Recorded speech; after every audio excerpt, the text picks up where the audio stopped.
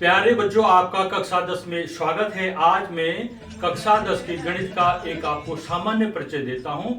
पहला है वास्तविक संख्याएं। जैसे कक्षा 9 में आपने संख्या पद्धति वाला पाठ पढ़ा, उसी तरह ये पाठ है। इसमें आपको अभाज्य संख्याएं, एलसीएम निकालना, एचसीएफ निकालना सिखाया जाए। दूसरा चैप्टर है बहुपद। इसमें बहुपद क्या है, बहुपद कितने प्रकार के हैं, बहुपद की घात क्या होती है, तो ये सब आपको कक्षा 9 में भी पढ़ाया गया है और इसमें थोड़ा बहुपद का विस्तार से बताया जाएगा आपको। पाठ 3 है दो चर वाले रेखिक समीकरण युग्म। कक्षा 9 में आपको जो पाठ 4 है जिसमें रेखिक समीकरण के सवाल बताए गए हैं, यहाँ समीकरण के युग्मों को हल करना सिखाया जाएगा। द्विघात समीकरण आप जानते हैं ax² + bx + c एक बहुपद है। हम इस बहुपद को शून्य के बराबर कर देते हैं तो वह द्विघात समीकरण हो जाता है। तो जैसे ax² + bx + c = 0, तो ये द्विघात समीकरण है। यहाँ पर द्विघात समीकरण x की घात 2 है, तो हमें x के मान ज्ञात करने हैं, x के 2 मानों को ज्ञात करना है। ये गुणनखंड विधि से पूर्ण वर्ग बनाकर हम इसको सीखेंगे। उसके बाद है पाठ 4 में समांतर श्रेणी। यह पाठ आपके लिए नया है, लेकिन ये पाठ बोधगम्य है। इसमें जो सूत्र होते हैं, सूत्र लगाकर प्रश्नों के हल करना होता है।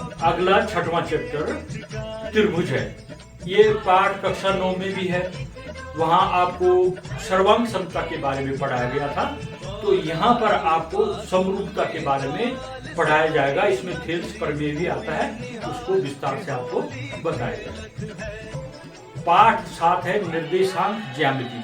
कक्षा 9 में आपने इस पाठ को पढ़ा है। निर्देशांक ज्यामिति से आप परिचित हैं, तो कक्षा 10 में इसको विस्तार से बताया जाएगा। इसमें दो बिंदुओं के बीच की दूरी, मध्य बिंदु ज्ञात करना, रेखाखंड के आनुपातिक विभाजन करना, ये सब सिखाया जाएगा। ये पाठ भी सरल है, बस सूत्र याद रखना है और आप इन प्रश्नों को हल कर सकते हैं। इसमें भी आपको पाइथागोरस प्रमेय का जो सूत्र है वो आपको आना चाहिए। अगला चैप्टर है 8वां त्रिकोणमिति परिचय। ये पाठ आपके लिए बिल्कुल नया है। बच्चे इसी पाठ से खौफ खाते हैं। इस पाठ की शब्दावली भी आपके लिए नई है। इस पाठ में पाइथागोरस प्रमेय का सूत्र आपकी मदद करता है, तो उसको अच्छे से याद करें। ये जो त्रिकोणमिति परिचय है और अगला 9वां त्रिकोणमिति के कुछ अनुप्रयोग, ये दोनों चैप्टर अगर आपको अच्छे ढंग से आते हैं, अच्छी समझ, अच्छी पकड़ है इस चैप्टर में, इन दोनों चैप्टरों में, तो आपके 90% नंबर लाने की क्षमता है। पाठ 9 है त्रिकोणमिति के कुछ अनुप्रयोग। इसमें त्रिकोणमिति का ही विस्तार है। पाठ 10, यह पाठ कक्षा 9 में भी है। पाठ 9 है ये कक्षा 9 में। कक्षा 10 में इसके अंतर्गत आपको वृत्त की स्पर्श रेखा से संबंधित प्रश्न हल करना सिखाया जाएगा। फिर है पाठ 11 वृत्तों से संबंधित क्षेत्रफल।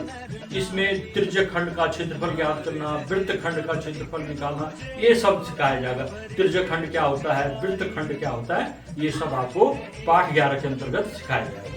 पाठ 12 है पृष्ठीय क्षेत्रफल व आयतन। कक्षा 9 में इस नाम से आप परिचित हैं। इसी नाम का जो पाठ है कक्षा 9 में, पाठ 11 में आप पढ़ चुके हैं, पृष्ठीय क्षेत्रफल और आयतन निकालना। इसमें बस ये है कि उनका जो चाहे बेलन है, बेलन के ऊपर शंकु रख दिया, गोला है, गोले को बेलन के ऊपर रख दिया, ये संयोजन, तो दो ठोसों के संयोजन से जो आकृति बनती है उसका क्षेत्रफल निकालना, संपूर्ण पृष्ठीय क्षेत्रफल निकालना या उनका आयतन निकालना, इन प्रश्नों को आपको हल करना सिखाया जाएगा। पाठ 13 सांख्यिकी। यह सबसे सरल पाठ होता है। इसमें आपको जोड़, घटाना, गुणा, भाग ये याद होनी चाहिए और सारणी बनानी आनी चाहिए। आपके समझ में तुरंत आ जाएगी कि कैसे हम सारणी बनाएं। बस उसके बाद आप इन प्रश्नों के उत्तर आप आसानी से निकाल सकते हैं। अगला पाठ है पाठ 14, यह अंतिम पाठ।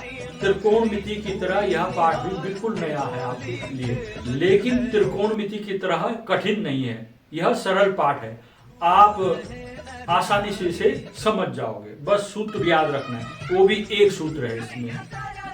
इस तरह से गणित में कक्षा 10 में कुल 14 चैप्टर हो गए हैं।